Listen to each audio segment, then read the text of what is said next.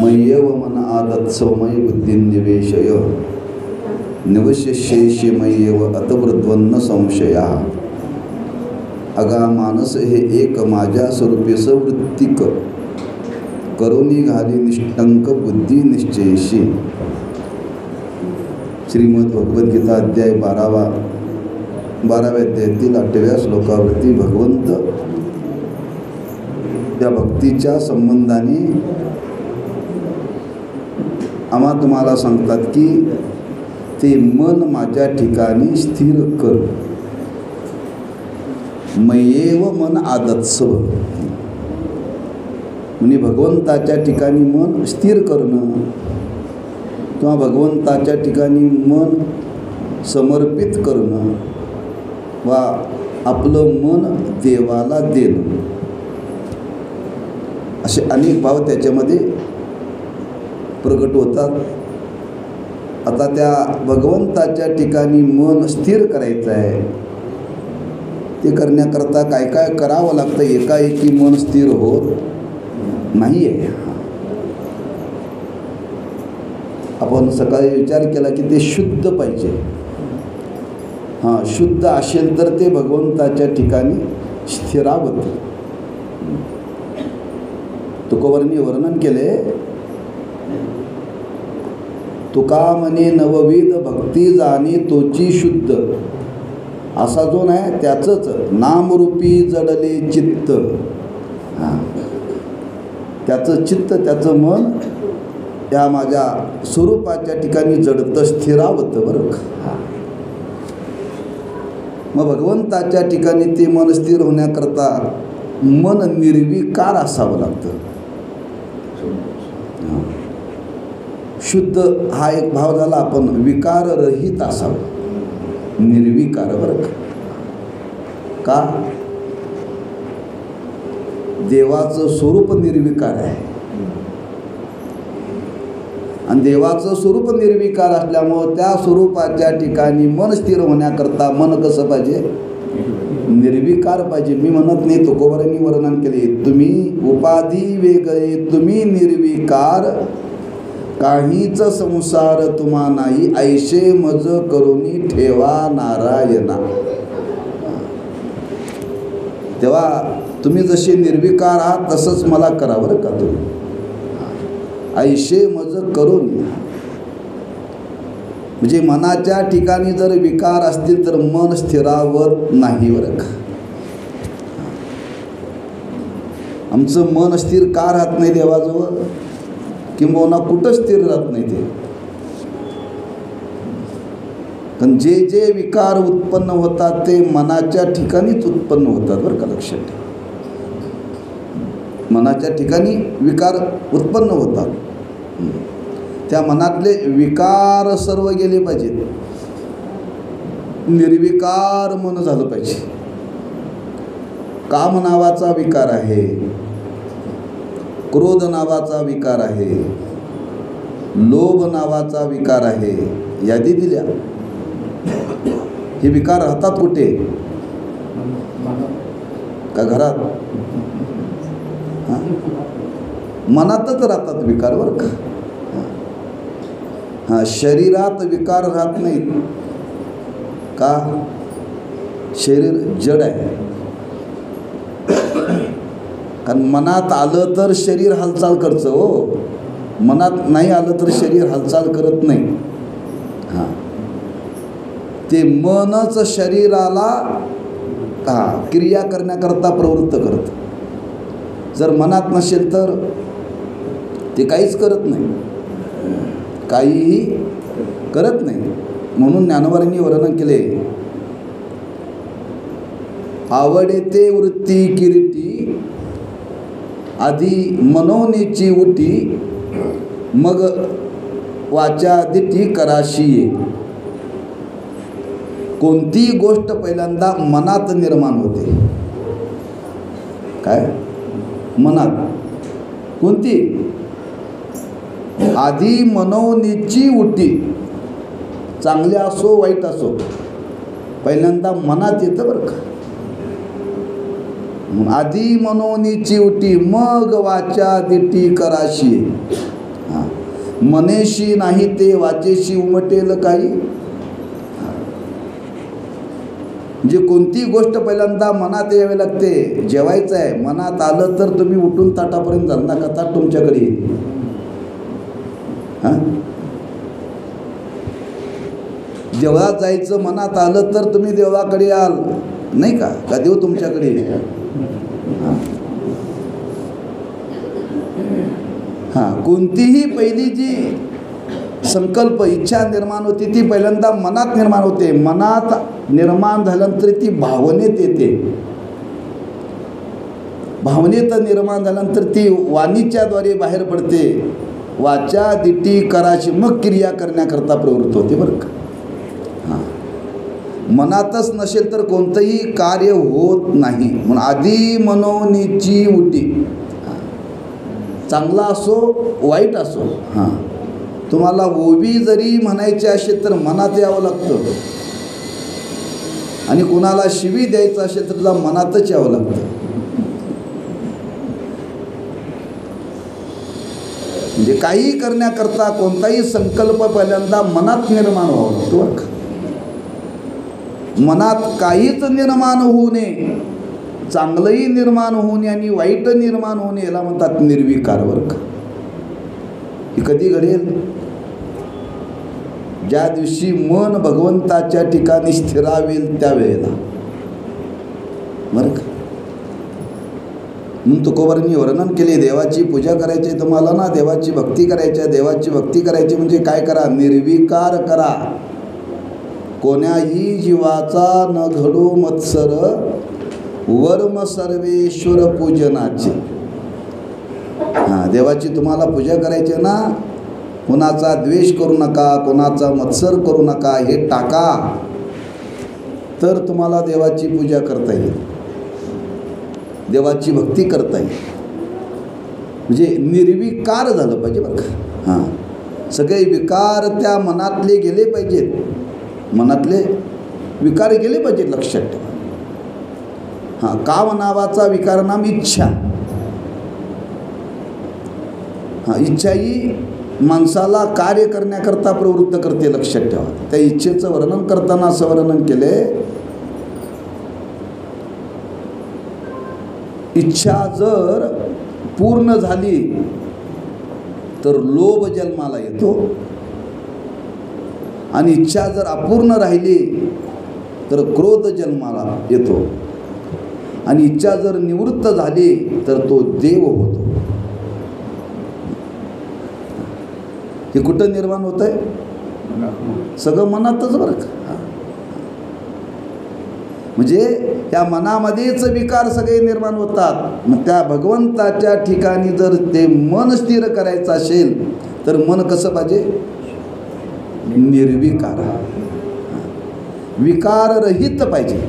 एकही विकार मनामध्ये राहता कामा नये. राहता मग मनातले विकार काढण्याकरता काय केलं पाहिजे? काय केलं पाहिजे? हां, विकाराच्या ठिकाणी मनामध्ये देवाविषयी प्रेम निर्माण झालं पाहिजे. जिथं विकार असतात तिथं प्रेम नसतं, जिथं प्रेम असतं तिथं विकार नसतात बरं का. आणखी एकदा वाक्य लक्षात ठेवा, जिथं विकार असतात तिथं प्रेम नसतं, आणि जिथं प्रेम असतं तिथं विकार नसतात. ज्या अर्थी आमच्या चित्तामध्ये देवाविषयी प्रेम नाही का, त्या अर्थी आमचं मन देवाच्या ठिकाणी स्थिरावत नाही. त्या अर्थी निश्चय करायला का हरकत नाही, कोणता ना कोणता तरी विकार आहे. विकार आहे, लक्षात. विकाराचं प्राबल्य आहे. आणि विकाराचं प्राबल्य असेल तर तिथं प्रेम निर्माण होत नाही. त्या गोकुळातलं वर्णन करताना असं वर्णन केले, त्या गोपी भगवंताच्या सान्निध्यामध्ये राहत होत्या, आणि सान्निध्यामध्ये राहता राहता राहता एका गोपिकाच्या चित्तामध्ये अहंकार जागा झाला बरं का. अहंकार जागा झाल्याबरोबर त्यांच्यामध्ये देव होता, देव बाजूला गेला बरं का.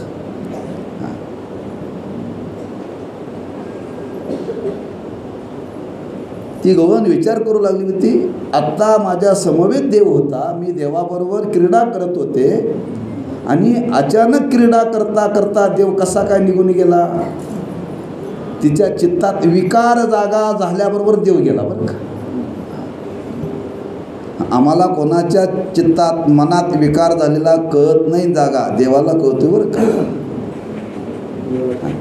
देवाला कळतोय. हां, आणि तो गोपिकांच्यापासून बाजूला गेला. म्हणजे मनामध्ये जर विकार जागा झाला तर देव राहत नाही, लक्षात ठेवा. म्हणून जिथं विकार आहे तिथं प्रेम नाही, आणि जिथं प्रेम आहे तिथं विकार नाहीत.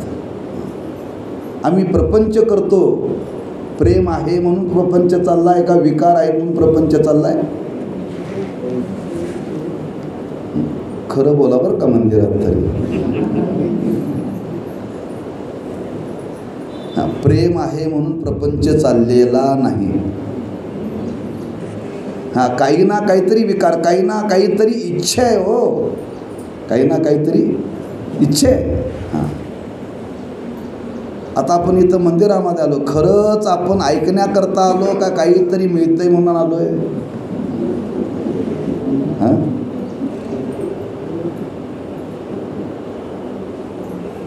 तुम्ही प्रयोग करून बघा. 7 दिवस सप्ताह ठेवायचा. आता चालू आहे असा सकाळचं प्रवचन, दुपारचं प्रवचन, संध्याकाळचं कीर्तन.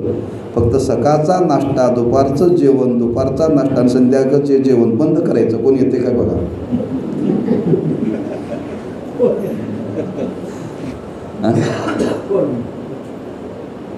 कोणी येणार ना. येण्याच्या मागं इच्छा आहे. प्रवचन ऐकणं ही इच्छा नाही, त्याच्या मागं दुसरी इच्छा आहे, लक्षात ठेवा.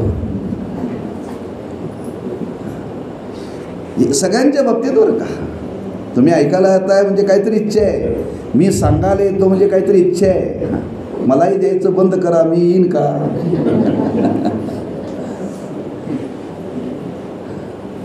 म्हणजे काही ना काहीतरी इच्छा आहे. ते इच्छा हा विकारच आहे, लक्षात ठेवा. हा विकार निवृत्त झाला पाहिजे. मनातला विकार निवृत्त झाला तरच ते मन भगवंताच्या ठिकाणी स्थिर. म्हणून निर्विकार पाहिजे. म्हणून निर्विकार बरं का. हां, काम शब्दाचा अर्थ आहे इच्छा. काही ना काहीतरी इच्छा आहे, लक्षात ठेवा. हा, इच्छा ठेवून आपण कोणतंही कर्म करतो. पण भगवंताची भक्ती करत असताना सर्व प्रकारची इच्छा टाकून द्यावी लागते. काय आपण सकाळी पाहिलं, निष्कामता. हां, कोणतीही कामना अंतःकरणामध्ये राहता कामा नये. निर्विकार. हा, निर्विकार मन असेल तर भगवंताच्या ठिकाणी ते स्थिरावतं, एरवी स्थिरावत नाही. मग ते मन निर्विकार होण्याकरता त्या मनाच्या ठिकाणी काय निर्माण झालं पाहिजे? प्रेम निर्माण झालं पाहिजे. मग प्रेम कशाने निर्माण होईल?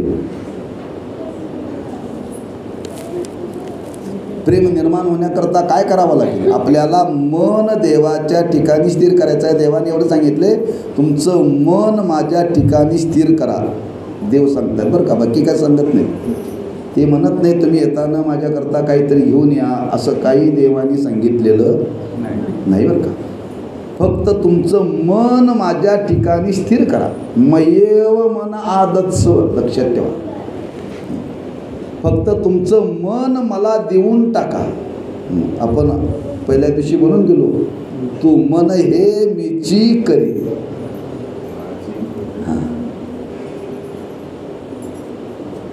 म्हणजे त्या भगवंताच्या ठिकाणी मन स्थिर राहण्याकरता त्या मनाचा विषय देव झाला पाहिजे. आणि मनाचा विषय देव होण्याकरता त्या मनामध्ये देवाविषयी प्रेम असावं लागतं. हां, प्रेम असेल तर हे जीवनामध्ये होऊ शकतं. मग प्रेम कसं निर्माण होईल? बघा, आपल्या जीवनामध्ये लौकिक दृष्टीनं थोडंसं बोलायला ठरलं तर आपल्याला थोडं बोलता येईल. अलीकडे गुडघे दुखतात. गुडघे दुखायला गेल्यानंतर तुम्ही डॉक्टरकडे जाता. डॉक्टरकडे गेल्यानंतर डॉक्टर काय म्हणतात? कॅल्शियम कमी झाले. काय झाले?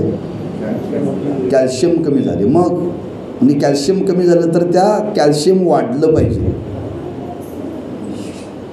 कॅल्शियम वाढलं पाहिजे. मग कॅल्शियम वाढण्याकरता काय करावं लागतं? डॉक्टर म्हणतात कॅल्शियमच्या गोळ्या मिळतात, त्या गोळ्याचा कोर्स करा. त्या गोळ्या खाल्ल्या की कॅल्शियम वाढतं. बरोबर आहे ना? हां, मी काय म्हणतो लक्षात ठेवा बरं का, विसरू नका. शरीरातलं कॅल्शियम कमी झाल्यानंतर ते वाढवण्याकरता गोळ्या खाऊन वाढवता येतं. बरोबर आहे? शरीरामध्ये रक्त कमी झाले, रक्त, मग ते रक्तही वाढवता येतं. वाढवण्याकरता काय करावं लागतं? त्याच्या पण गोळ्या आहेत. बरं, रक्त चढवणं वेगळं आणि शरीरात रक्त निर्माण होणं वेगळं. बरं का, शरीरामध्ये रक्त निर्माण झालं पाहिजे. एक काल आहे त्यावेळेला ते निर्माण होत नाही, त्यावेळी नाईलाजाने चढवावं लागतंय. डॉक्टर म्हणतात आता त्यांच्या शरीरामध्ये रक्त निर्माण होण्याची आता योग्यता नाही आहे, आता आपण बाहेरून चढवूया. हां, म्हणजे शरीरामध्ये रक्त चढवण्याकरता सुद्धा काहीतरी गोळ्या खावे लागतात. शरीरातली शक्ती कमी झाली, डॉक्टर म्हणतात अशक्तपणा वाढला आहे. मग काय चालू करायला पाहिजे? टॉनिक. टॉनिक बरं का? हां, टॉनिक बाटली देतात तेवढी रोज खात जा, म्हणजे शक्ती वाढेल. हां, जे जे शरीरामध्ये कमी होतं ते वाढवण्याकरता आज भौतिक जीवनामध्ये काही ना काहीतरी गोळ्या आहेत, ते खाल्ल्याशिवाय वाढत नाही. बरोबर आहे? हां, मग आमच्या जीवनामध्ये देवाविषयी प्रेम नाही, ते वाढवण्याकरता कुठं गोळ्या मिळतात काय सांगा?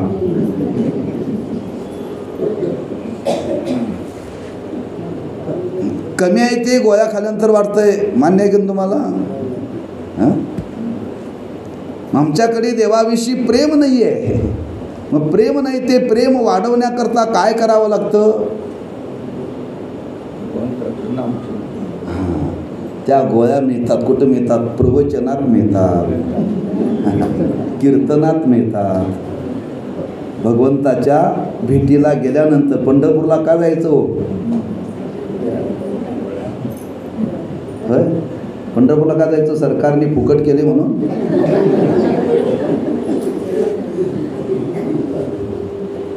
सरकारने कर्नाटकात महिलांना फुकट आहे, कुठेही फिरा ना. आणि महाराष्ट्रामध्ये सरकारने 75 ज्याचं वय झालं त्याला फुकट केले. बरं का? आणि महिलांना अर्ध केले. तेव्हा अधिक महिन्यामध्ये एवढी गर्दी पंढरपूरला, पुरुष नाहीच गाडीत. सगळ्या महिलाच का फुकट अर्ध. म्हणजे देवाविषयी प्रेम वाढावा असं वाटत असेल तर देवाच्या सानिध्यात जावं लागेल. एक, देवाविषयी प्रेम वाढावा असं वाटत असेल तर देवाची जिथं कथा चालू आहे ती कथा ऐकायला गेलं पाहिजे. देवाविषयी प्रेम वाढावा असं वाटत असेल तर हां, ज्यांच्याजवळ प्रेम आहे असं भक्ताच्या संगतीत गेलं पाहिजे. हां, देवाविषयी प्रेम वाढावा असं वाटत असेल तर त्या नामाचं चिंतन, उच्चारण, अनुष्ठान केलं पाहिजे. कथा ऐकण्याने प्रेम वाढतं. कथा सत्संग करण्याने प्रेम वाढतं. आपल्याकडे व्यवहारामध्ये वाढदिवस ठेवतात. कशाकरता वाढदिवस ठेवतात तो? वाढदिवस म्हणजे खादीची चव, याच्या पलीकडे काही नाही बरं का. खादीची चव. माणसाच्या जन्माचा वाढदिवस करतात, त्यात नवल नाही. माणसं अलीकडे लग्नाचा वाढदिवस करायला लागले. लग्नाचा कुठं होती पद्धती, पण करायला लागले. कशाकरता करायला लागले तो? त्या वाढदिवसाच्या निमित्ताने आपले नातेवाईक, मित्रमंडळी एकत्र यावेत. एकत्र येण्याने एकमेकाविषयी काय वाढतं हो? संबंध वाढतात. हां, आपण अनेकांच्या लग्नाला का जातो? नाते संबंध वाढावा म्हणून. हां, आपल्या मुलांची लग्न व्हायची असतील तर आपल्याला अनेकांच्या लग्नाला जावं लागतंय. त्याच्यातून काय निर्माण होतं? नाते संबंध दृढ होतो. लक्षात ठेवा, पाहुण्यांच्याकडे येणे जाण्याने काय घडतं? संबंध वाढतात. हां, मग आम्ही पाहुण्यांच्याकडे जात नाही तेव्हा आमचे संबंधच पाहुण्यांचे नाहीत बरं का. म्हणजे पाहुण्यांच्याकडे येणं जाण्या घडण्याने नातेसंबंध वाढतात. तसं भगवंताच्या कथेला, भगवंताच्या भक्ताच्या सानिध्यात जाण्याने देवाविषयी प्रेम वाढते. बरोबर आहे. मग देवाविषयी प्रेम वाढण्याकरता कथा रोज ऐकावी का वर्षातून 7 दिवस ऐकावी? मी असंच कायम पुढं चालू ठेवलं पाहिजे काय परवा दिवशी काला केला पाहिजे? सातत्य पाहिजे की नाही? हां, म्हणजे प्रेम निर्माण झाल्याशिवाय देवाच्या ठिकाणी मन स्थिर होत नाही. कारण तो प्रेमाचा विषय आहे. देव हा प्रेमाचा विषय आहे. बाकी कशाने देवाशी नातं जोडलं जात नाही. हां, एक प्रेमानेच देवाशी नातं जोडलं जातं बरं का. प्रेमानेच. हां, प्रेमानेच देवाच्या ठिकाणी मन स्थिर होतं. एरवी होत नाही. म्हणून तिथं भगवंत वर्णन करतात, मयेव मना दत्सव, ते मन माझ्या ठिकाणी स्थिर करा. याच्याकरता, ते स्थिर करण्याकरता त्या मनाच्या ठिकाणी देवाविषयी काय निर्माण झालं पाहिजे? प्रेम. म्हणून त्याला शास्त्रामध्ये वर्णन केलेलं आहे, प्रेम लक्षणात्मक वृत्ती. म्हणजे 2 शब्द आलेले आहेत बरं का, मन आणि बुद्धी. हां, मनाच्या ठिकाणी प्रेम असतं आणि बुद्धीच्या ठिकाणी ज्ञान असतं. हां, प्रेम लक्षणात्मक वृत्तीनं देवाची भक्ती करता येते आणि ज्ञान लक्षणात्मक वृत्तीने देवाची भक्ती करता येते. म्हणून मन आणि बुद्धी दोन्ही पाहिजे बरं का. हां, मग दोन्हीचा संबंध इथं सांगितलेला आहे. मग ते पहिलं मन सांगतात, त्या मनाच्या ठिकाणी प्रेम पाहिजे. किती प्रेम पाहिजे? मन स्थिर राहण्याकरता फार प्रेम असावं लागतं. किरकोळ असून चालत नाही बरं का, तात्पुरता असून चालत नाही. त्या प्रेमाचं वर्णन करताना असं वर्णन केलं आहे, त्या गोकुळामध्ये गवळणी होत्या. त्या गवळणींच्या ठिकाणी देवाविषयी प्रेम होतं. किती प्रेम होतं? फार प्रेम होतं बरं का. त्या प्रेमाचं वर्णन करताना एक प्रसंग सांगितला जातो. एक ग्रस्त कबीर महाराजांच्याकडे आले आणि कबीर महाराजांच्याकडे आले. कबीर महाराजांची भक्ती पाहिली. सतत ते नामस्मरणामध्ये असायचे बरं का. कबीर महाराज नामस्मरणामध्ये सतत ते काळ घालवायचे. कोणी त्यांना काही प्रश्न विचारायला आले तर ते नामस्मरण करत करतच उत्तर देत होते, थांबवून देत नव्हती बरं का. हां, कुणी त्यांना काय विचारायला आले, त्यांची साधना कायम होती. एक ग्रस्त कबीर महाराजांच्याकडे गेली. म्हणजे महाराज, ते शेला विणायचं काम करत होते. दुपारचे 12 वाजले होते आणि दुपारचे 12 वाजले होते. ग्रस्त गेले. म्हणजे महाराज, मला एक प्रश्न विचारायचा आहे. माझं अजून लग्न व्हायचं आहे, मी लग्न करू का? महाराज काही बोलले नाही, काम करत होते. काम करता करता पत्नीला सांगितलं, दिवा लावून आण. काय? दिवा लावून आण. त्यांनी दिवा लावून आणला. एक 10 मिनटं तो ठेवला. पुन्हा सांगितलं विजव आणि घेऊन जा. गेली बरं का. हा ग्रस्त बघत बसला. आत्ता उत्तर देतील महाराज, मग उत्तर देतील. हो महाराज, मी तुम्हाला प्रश्न विचारला आहे, मी लग्न करू का? महाराजांचं नामस्मरण चालू होतं, तो आला म्हणून थांबवलं नाही बरं का. हो, मला उत्तर द्या ना. म्हणजे महाराज म्हणले, उत्तर कधीच तुला दिले म्हणले. हां, अहो कुठं उत्तर दिलं आहे? मी तुम्हाला विचारलं, तुम्ही काही बोलला नाही. पण तुझ्यासमोर काही क्रिया घडली का नाही? हो घडली. मी काय घडली सांग म्हणले. काय नाही म्हणले, मी आपल्याला प्रश्न विचारला, लग्न करू का? तुम्ही लगेच तुमच्या पत्नीला हाक मारली. पत्नीला हाक मारून पत्नीला सांगितलं काय, दिवा लावून आण. मग तुमच्या पत्नीने दिवा लावून आणल्यानंतर तुम्ही सांगितलं ते विजव म्हटलं तर विजवला, त्या घेऊन गेल्या. मग तुला उत्तर दिले म्हणजे असं. आता दुपारचे 12 वाजलेत, दुपारचे सूर्य माध्यान्हाला आलेला आहे आणि अशा वेळेला तुम्ही तुमच्या बायकोला दिवा लावायला सांगा, काय म्हणते बघा. एवढा सूर्य माध्यान्हाला आलेला असताना आता दिव्याची काय गरज आहे. मी माझ्या पत्नीला सांगितल्याबरोबर तिने आणले, नको म्हटल्यानंतर विजवली. तिनं नकारी दिला नाही, होकार दिला. अशी जर ऐकणारी भेटत असेल तर लग्न कर.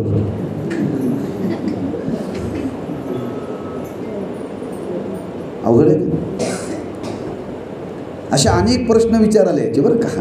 कबीर महाराज शेतामध्ये होते आणि शेतामध्ये ते कांद्याचं रोप लावत होते. काय हां, रोप लावत होते आणि एक ग्रस्त गेले, म्हणले महाराज मला भक्ती करायची, कशी करू, मला भक्ती करायची, कशी करू. महाराज काय करत होते, त्या वाफ्यामध्ये कांद्याचे रोप लावले होते. त्यांनी सांगितलं ते हे इकडचं रोप काढलं आणि इकडं लावलं बरं का. ते म्हणजे इधर से उकडना आणि इधर लगाना. त्या ग्रस्ताला काय कळलं. ओ महाराज मी तुम्हाला विचारतोय भक्ती कशी करायची. अरे तुला सांगितलं ना, हां, वाफ्यातलं रोप काढायचं आणि शेतात लावायचं, प्रपंचातलं प्रेम काढायचं आणि देवाला द्यायचं. हिची थोर भक्ती आवडते देवा, संकल्पावी माया. असं महाराजांचं जीवन होतं. आम्हाला फक्त व्यासपीठावरती बसल्यानंतरच बोलता येते. त्यांना कधीही कोणी प्रश्न विचारावा त्यांनी सांगावं बरं का, ते काम करीत करीत. अशी त्यांची ती भक्तीची अवस्था होती. एका ग्रस्तांनी पाहिलं, कबीर महाराजांना म्हणले महाराज काय आपली भक्ती आहे हो, अशी भक्ती आम्ही कुठं पाहिली नाही. किती प्रेम आहे तुमच्या अंतःकरणामध्ये देवाविषयी, किती प्रेम आहे, किती तुमच्या प्रेमाचं वर्णन करावं. कबीर महाराज म्हटले, हे बघ माझं प्रेम तू बघू नको. कबीर कबीर क्या कहे जा जमुना के तीर, एक एक कबीर में एक एक गोपिका में कोटी बह गए कबीर. अरे कुठं कबीर घेऊन बसला, तो यमुनेच्या तीरावरती जा आणि त्या यमुनेच्या तीरावरती गेल्यानंतर एका एका गोपिकाच्या प्रेमाच्या पुरामध्ये माझ्यासारखे कोटी कबीर वाहून जातील. याला म्हणतात प्रेम. इतकं प्रेम गोपिकांच्या चित्तात होतं. लक्षात ठेवा, गोपिका प्रपंचात राहत होत्या पण मन कुठं होतं, देवाजवळ.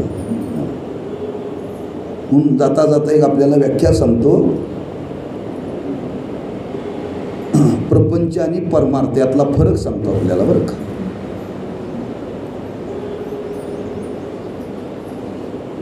मन देवाजवळ ठेवून कुठेही फिरा त्याला म्हणावी भक्ती. मन देवाजवळ ठेवून कुठेही फिरा त्याला भक्ती म्हणावी. आणि शरीर प्रपंचामध्ये ठेवून मन कुठेही जाऊ दे त्याला म्हणावं प्रपंच. हां, ज्याचं मन देवाच्या जवळ आहे तो कुठेही फिरला तरी काही बिघडत नाही बरं का. कुठेही फिरला तरी बिघडत नाही. हां, आमचं कसं आहे, शरीर घरात आहे पण मन भलती सलतीकडेच आहे. आता आपण कुठं आहे, देवळात आहे, मन आहे आपल्याबरोबर. मन कुठं आहे. खरंच येताना नातू रडालता, मागे लागला होता, तो शांत झाला असेल का. हे बसलेत कुठं, मंदिरात, प्रवचनात आहेत बरं का. हां, शरीराने मंदिरात आहेत, प्रवचनात आहेत आणि मनाने कुठं आहेत. हां, फक्त असे कितीतरी विषय आमच्या तुमच्या मनाचे आहेत बरं का. हां, म्हणून मी नेहमी सांगत असतो, वारीला लोक जातात पंढरपूरला, वारीला लोक पंढरपूरला जातात. आता वारीला आषाढी वारी असेल, कार्तिकी वारी असेल, जाताना घरातले लोक विचार करतात आता ह्यांना स्टेशनवरती पोचले असतील बरं का,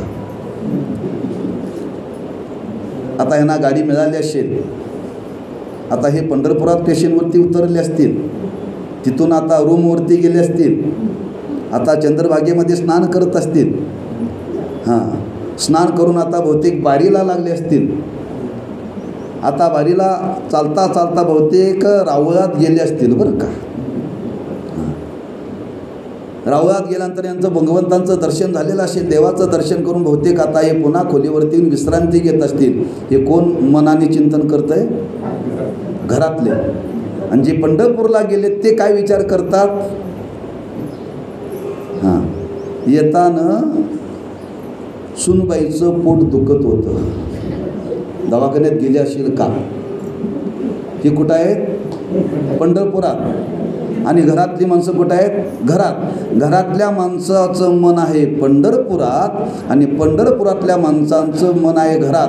खरं पंढरपुरात कोण आहे सांगा बघू?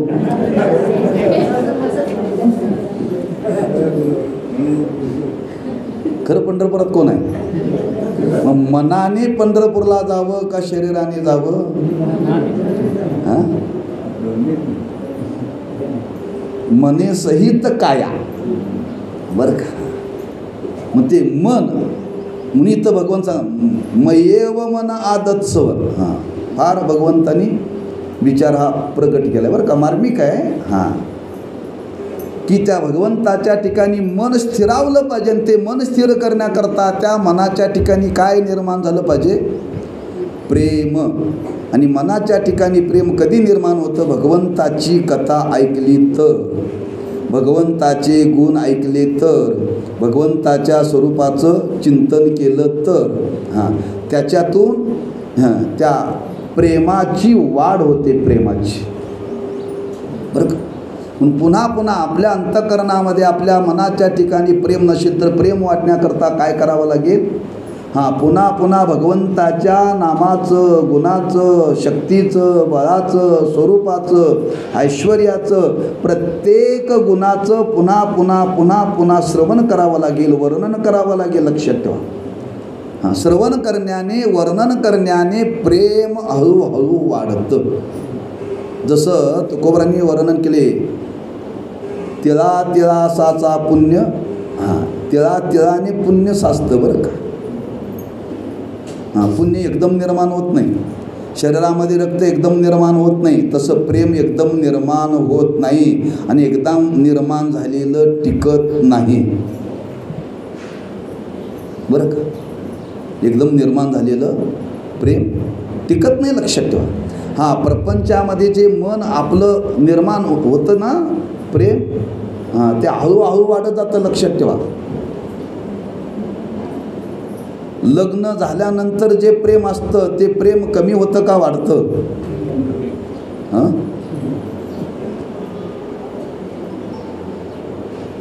प्रापंचिकात ना आपण. हां प्रपंचामध्ये प्रेम कधी वाढत नाही बरं का, कमी कमी होत आहे, कमी कमी होत आहे. बघा ज्या पुरुषाबरोबर विवाह झाला तारुण्यामध्ये त्यावेळी इतकं प्रेम होतं, इतकं प्रेम होतं, तेवढंच प्रेम म्हातारपणी राहतंय का हो? हां राहत नाही. ती बाई कंटाळते जर तो नवरा जर आजारी पडला आणि सगळं जर जाग्यावर करायची जर परिस्थिती निर्माण झाली, देवा कधी याला नेशील बघ. हां लग्न झाल्यावर त्याच्याशिवाय करमत नव्हतं, आता हा लवकर गेला तरी चालेल, प्रेम राहिलं आहे. हां प्रपंचात कधी प्रेम वाढत नाही बरं का, प्रेम कमी होते आणि परमार्थात प्रेम वाढते. हां प्रेम वाढतं हळूहळू. तुम्ही बघा प्रेम करून. हां प्रेमाची वृद्धी आहे, पण त्या प्रेमाची वृद्धी होण्याकरता मात्र हां आपल्याला काहीतरी करावं लागेल, काहीतरी करावं लागेल. काय करावं लागेल? त्या भगवंताची कथा पुन्हा पुन्हा पुन्हा पुन्हा पुन्हा पुन्हा ऐकावी लागेल. हां, त्याच्या गुणाचं वर्णन करावं लागेल, गुणाचं ऐकावं लागेल. लक्षात ठेवा, वर्णन गुणाचं, भगवंताच्या स्वरूपाचं वर्णन करताना वर्णन केले. ऐका यशश्री अवतार्य ज्ञान वैराग्य ऐश्वर्य हे साई गुणवर्य वसती जेत तो म्हणून तो भगवंतो. हां, देवाच्या ठिकाणी अनंत गुण आहेत, अनंत गुण आहेत. हां, एका एका गुणाचं तुम्ही श्रवण करा, त्या श्रवण करण्याने प्रेम निर्माण होतं, प्रेम. याच्याकरता तुम्ही श्रीमद भागवत पहा. भागवत श्रीमद भागवतामध्ये याच्या कथा फार आहे. हां, फार कथा आहेत, लक्षात ठेवा. त्या ज्यांनी हे भागवत सांगितलं, कुणी सांगितलं, कोणाला?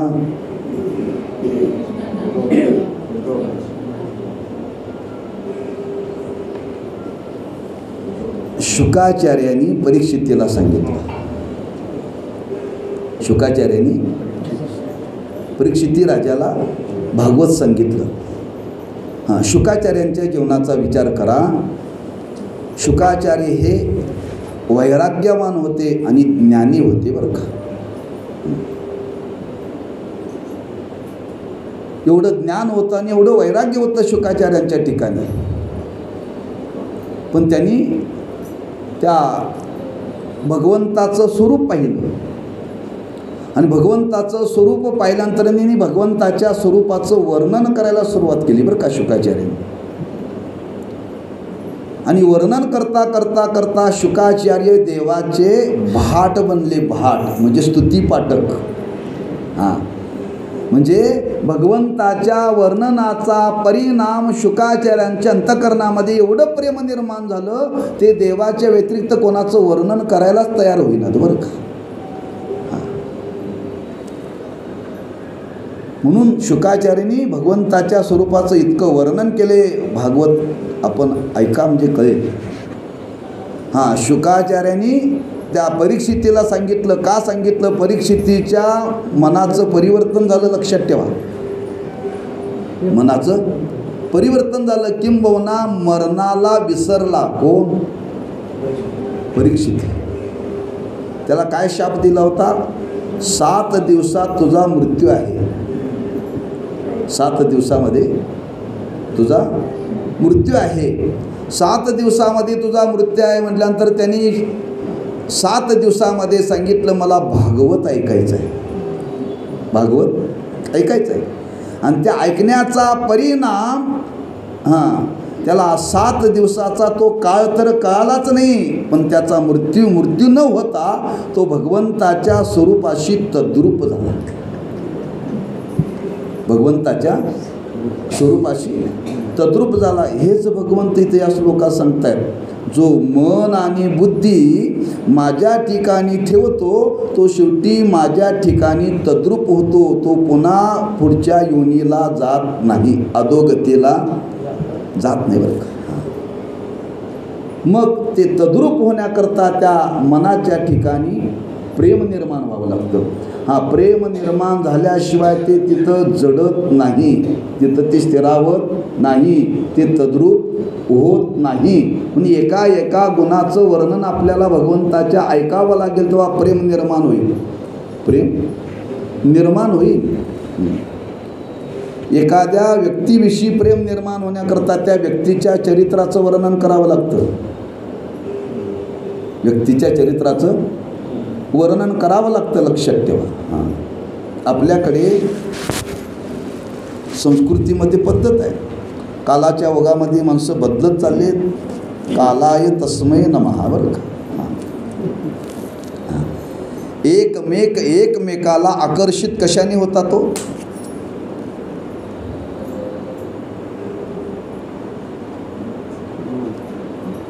त्याच्या ठिकाणी काहीतरी सामर्थ्य आहे हे बघून एकमेकाला आकर्षित होतात बरं का. हां, म्हणजे एकमेक आकर्षित होण्याकरता त्याच्याजवळ काहीतरी लागतंय. हां, काहीतरी लागतंय. हां, बघा, एखादी मुलगी एखाद्या मुलाबरोबर निघून गेली. आईबापाने विचारलं त्याच्याकडचं, तू काय पाहिलंस? त्याच्याबरोबर गेलीच, ती काहीतरी सांगते मला त्याचं हे आवडलं म्हणून गेली, म्हणजे एखादा गुण बघून ती गेली का नाही. मला एवढाच मुद्दा मांडायचा आहे बरं का. हां, सामान्य जीवनामध्ये एखाद्या व्यक्तीच्या ठिकाणी एखादा गुण असेल तर त्या गुणाने त्या माणसाचं मन तिकडं आकर्षित होतं. मग देवाच्या गुणाचं श्रवण केल्यानंतर मन आकर्षित होणार नाही का? हां, प्रपंचामध्ये काही कालापुरतं आकर्षित होतं, कालांतराने घटस्फोट घ्यावा लागतो बरं का. का पहिल्या स्थितीला निर्माण झालेलं प्रेम पुढच्या स्थितीला शिल्लक राहत नाही, पण देवाविषयी निर्माण झालेलं प्रेम एकदा निर्माण झालं की ते मरेपर्यंत शिल्लक राहतं बरं का, जसंच्या तसं राहतं. म्हणून ते मन भगवंताच्या ठिकाणी तद्रूप स्थिरावण्याकरता त्या मनाच्या ठिकाणी प्रेम निर्माण व्हावं लागेल, आणि ते प्रेम निर्माण होण्याकरता इथं त्या भगवंताची कथा त्याच्या गुणांचं करावं लागेल बरं का. हां, ज्यावेळी समुद्र मंथन झालं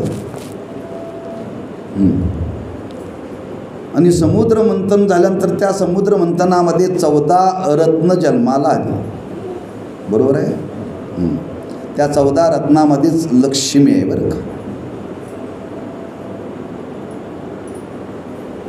आता ती लक्ष्मी त्याच्यातून निर्माण झाली. तिथं देवही होते आणि दानवही होते, आणि लक्ष्मीच्या हातात काय होती? वरमाला. प्रत्येकाला वाटत होतं लक्ष्मीने माझा स्वीकार करावा, प्रत्येकाला वाटत होतं बरं का माझा स्वीकार करावा, पण लक्ष्मीला वाटत नव्हतं मी यांचा स्वीकार करावा. हां, सगळे असे स्तब्ध होते. आता बहुतेक लक्ष्मी माझा स्वीकार करेल बरं का, माझा स्वीकार केला असं प्रत्येकाला वाटत होते बरं का. पण एकच बाबा असा निवांत बसला होता, त्याचं लक्ष मात्र लक्ष्मीकडे नव्हतं, पण लक्ष्मीचं लक्ष मात्र तिच्याकडे होतं बरं का. असा कोण? भगवान विष्णू. हा, लक्ष्मीला सगळे आकर्षित झाले होते, पण लक्ष्मी कोणालाही आकर्षित झाली नाही. का? लक्ष्मीने प्रत्येकाच्या गुणाचं चिंतन केलं बरं का. प्रत्येकाच्या गुणाचं चिंतन केलं, सामर्थ्याचं चिंतन केलं. लक्ष्मीने विचार केला भगवान शंकर आहे, पण हा मशानात राहतोय, काय उपयोगाचा? देवच आहे हो, पण मशानात राहतोय. हा मशानात राहतो, ह्याच्याच अंगावरती कपडे नाही तर आपली दिवाळी होईल, आपल्याला साडी घेईल का? हां, याच्याच अंगावरती अलंकारने आपल्याला सोनं घेईल का? लक्ष्मीने विचार केला आपल्या ऐश्वर्याच्या सर्व इच्छा याच्याकडून पूर्ण होणार. असं एका गुणाचं प्रत्येकाच्या ठिकाणी असलेलं तिने चिंतन केलं, आणि तिच्या लक्षात आलं सर्व गुणांनी संपन्न असणारा एकच देव आहे, भगवान विष्णू. आणि त्या भगवान विष्णूला तिने वरलं नव. ज्ञानोबराय म्हणतात लक्ष्मी स्थिरावली मुकुंदी जैशी. हा, एवढी ती लक्ष्मी. तशी लक्ष्मी स्थिर आहे का चंचल आहे? पण कुठं स्थिरावली? मुकुंदी, भगवंताच्या ठिकाणी. लक्ष्मी जर भगवंताच्या ठिकाणी स्थिरावते तर मन कुठं स्थिरावेल हो? तिथं स्थिर होईल. हां, पण ते स्थिरावण्याकरता सर्व गुणाचं वर्णन तिनं चिंतन केलं बरं का. तसं आपल्या मनाच्या ठिकाणी त्या भगवंताविषयी प्रेम निर्माण होण्याकरता त्या भगवंताच्या एका गुणाचं चिंतन मनाने केलं पाहिजे, आणि ते मनाने केलं तर त्या मनाच्या ठिकाणी काय निर्माण होईल? प्रेम निर्माण होईल. आणि एकदा प्रेम निर्माण झालं की ते तिथं स्थिरावलेच, त्याला काय करावं लागत नाही. भगवंतांनी सांगितलं स्थिर करा म्हणून सांगायची गरज नाही. प्रेम निर्माण झालं की मन भगवंताच्या ठिकाणी स्थिर होतंच. हां, भगवंत फक्त मोघम बोलून गेले की माझ्या ठिकाणी मन आणि बुद्धी स्थिर करा, मन आणि बुद्धी स्थिर करा. मन बुद्धी स्थिर करा म्हणजे भगवंताला सांगायचं आहे माझी भक्ती करा. काय करा? भक्ती करा, माझी भक्ती करा म्हणजे तुमच्या मनाच्या ठिकाणी माझ्याविषयी प्रेम निर्माण करा. ते प्रेम निर्माण करा म्हणजे माझ्या स्वरूपाचं चिंतन करा, त्या सगुण साकार स्वरूपाचं चिंतन करा.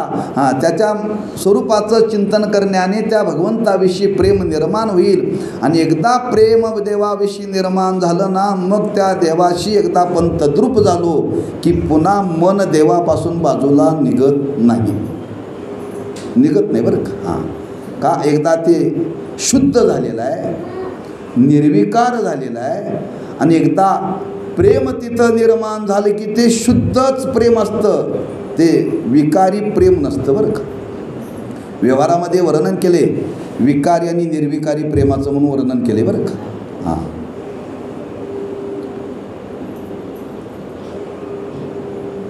त्याला उदाहरण दिलेलं आहे. आज आपण शेतकरी लोक जनावर पाळतात, गाय